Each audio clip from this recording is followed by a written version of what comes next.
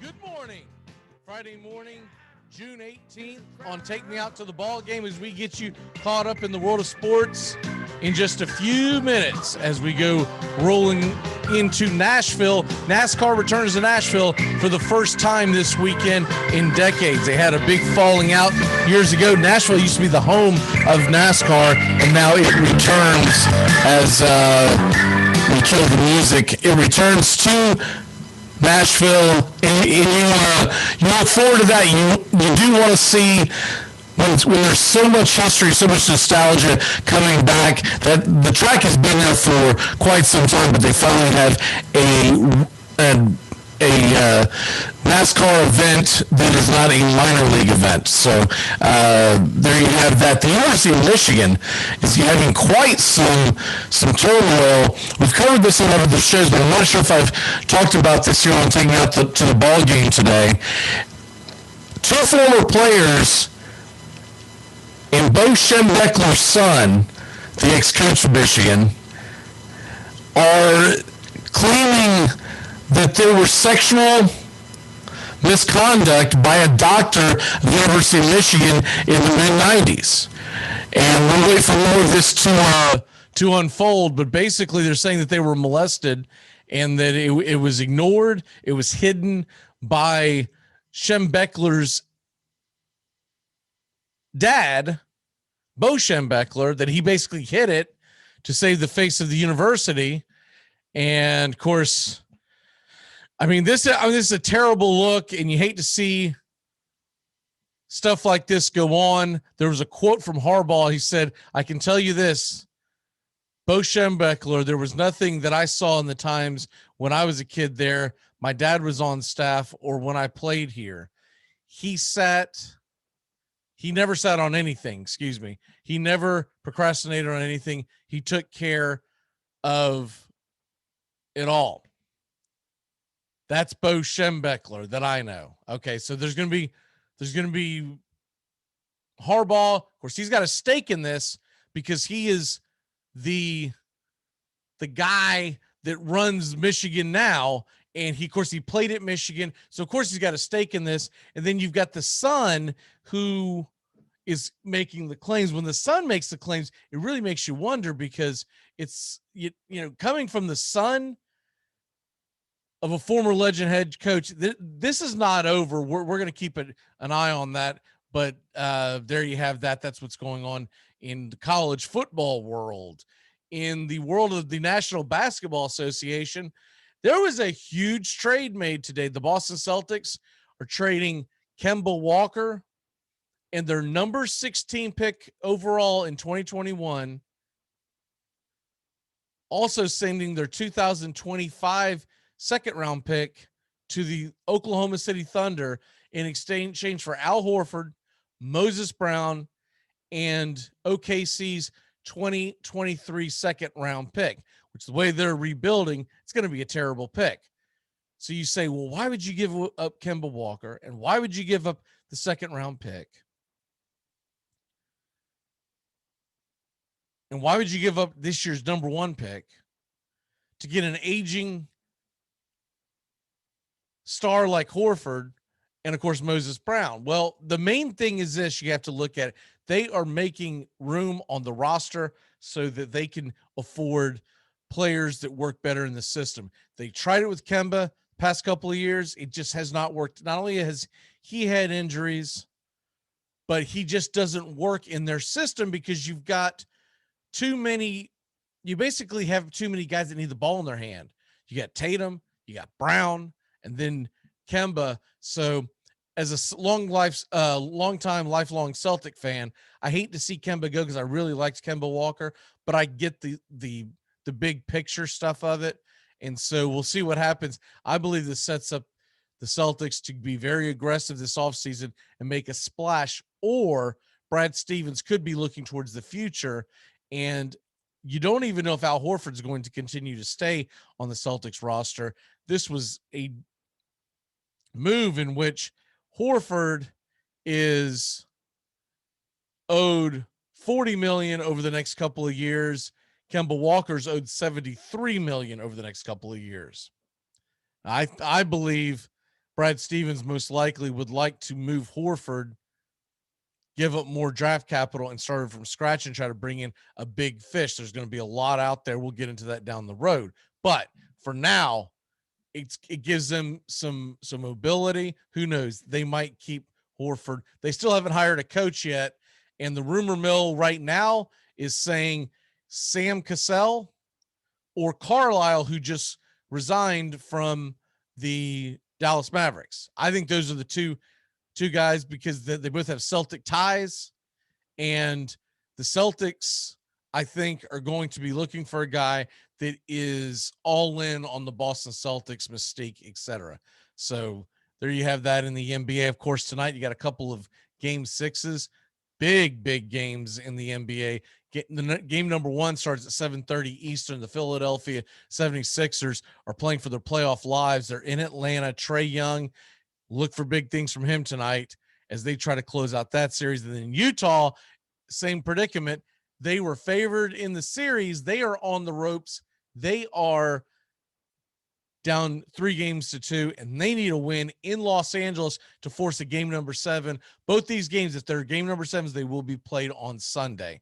Depending on who wins and who doesn't win, the time will fluctuate.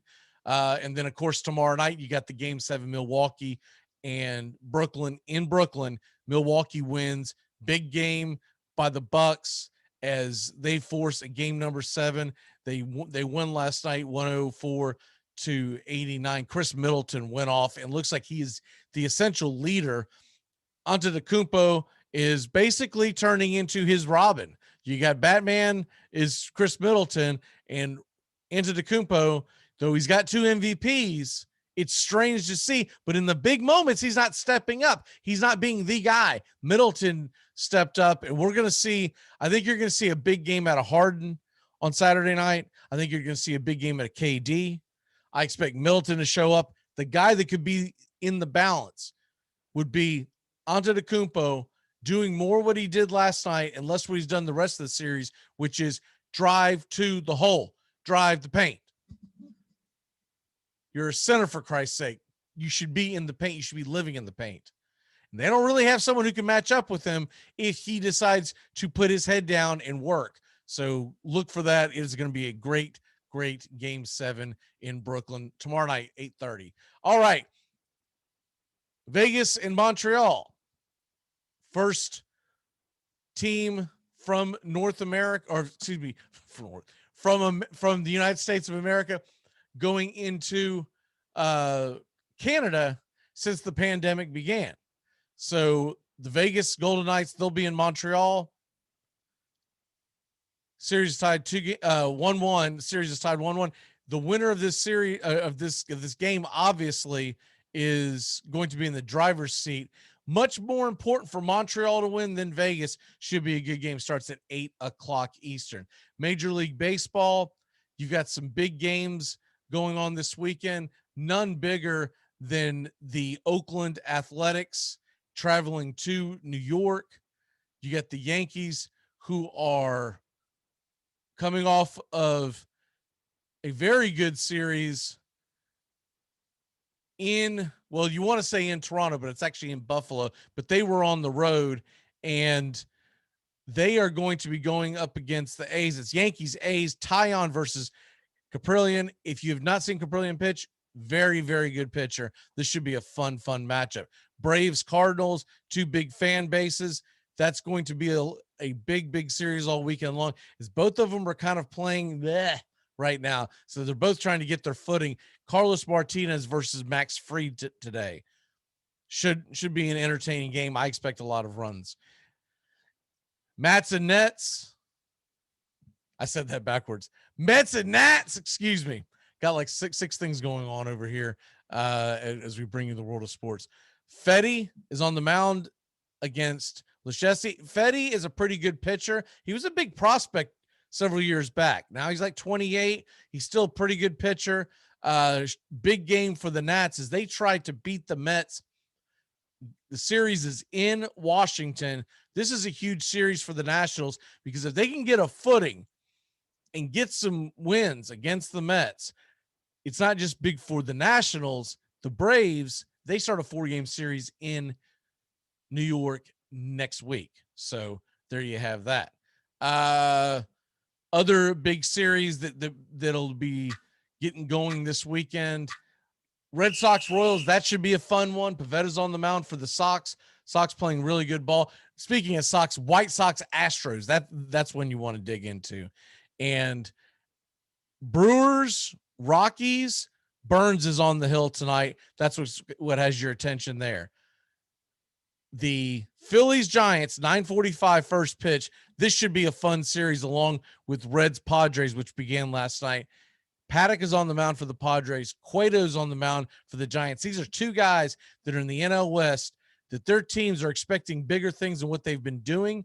They haven't been terrible, but they're expecting bigger things. And your Tampa Bay Rays, who have had kind of a rough week, 43-27 on the year, still playing really good baseball overall. They're in Seattle. And a couple of things going on in the National Football League. Nagy, the head coach of the Bears, saying that Andy Dalton is his starting quarterback. If you believe that, I got some bridges to sell you. Justin Fields was not drafted that high to ride the pine behind Andy Dalton, who's been anything but spectacular over the last few seasons. Same kind of jargon coming out of Jacksonville. Schottenheimer, the Jacksonville offensive coordinator, telling the press yesterday that it's an open job at this point in Jacksonville, who's his starting quarterback, is open competition. That nothing could be further from the truth. You cannot draft Trevor Lawrence and have him ride the pine. The Jags fans are ready. They're going to be rocking that stadium. They're not coming out there to see Minshew throw for 202 yards, 1 touchdown, 3 interceptions, and the Jags lose by 14 again. I live in this city. Trust me, it's Trevor Lawrence or bust. If Trevor Lawrence doesn't play, it's because of an injury. It's got nothing to do with anything else. And other than that, we'll go ahead and put a pin in it so we can keep this show kind of short. We will see you Monday, as a lot of big sports weekend. Of course, the U.S. Open is going on, and you've got the leaderboard right now. I'll go ahead and hit it real quick before we leave. They have started play as I am doing this show at about lunchtime on Friday. Henley is tied for the top. They're 4 under par, and John Rahm, he has began his day. He is still 2 under par. You got a lot of big names up at top of the leaderboard. Koepka, Rahm, as we just said, Schauffele, Sergio Garcia is playing well. It should be a fun weekend. And remember, it's late. It's out in the West Coast. They're playing at Torrey Pines, San Diego. So what does that mean? It means great news. We get nighttime, primetime golf all weekend long for a major championship. We will see you Monday. Enjoy the U.S. Open, y'all, and happy Father's Day to all you fathers out there. I don't believe you get as much pub and hype as you should. Mother's Day seems to overshadow Father's Day, which is a shame, because the fathers that do their jobs, you deserve all the credit in the world. We will see you Monday on Take Me Out to the Ball Game Today. Take me out to the ball